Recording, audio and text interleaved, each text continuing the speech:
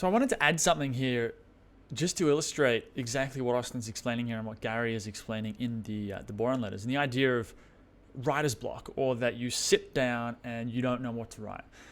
And I've experienced it being a copywriter and being a writer, and having done this for 5-6 years now.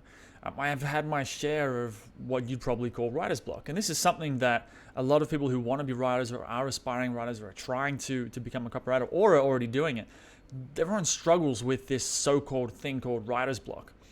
And what I've found, and what Austin's explaining here from the Boron letters, is that you don't really, it's sort of self-created. And what I mean by that is that, like, the mistake that people make, I think, and what Gary and Austin would agree from the Boron letters as well, is that the mistake people make with copywriting, with writer's block, is that when they don't feel inspired, they're like, they just sit there trying to think of something interesting and fun to write. And what I've found, and what Austin explains here about Gary, is that if you just start writing, you write anything, you'll build momentum.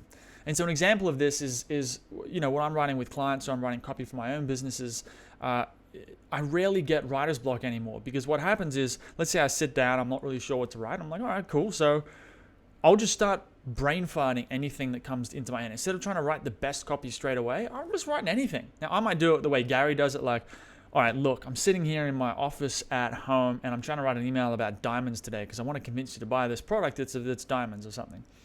And what happens when you do that is your brain sort of goes into this mode where then it has a weird way of generating more ideas. And so when I'm writing copy, I'll brain fart stuff out like that. That's not very good. And then when I come back to edit it, that's when the real stuff comes out. That's when the brain's like it's already primed. It's like the brain has to brain fart out a bunch of bad stuff first. And if you don't get that out of the way, you can't get to the good stuff.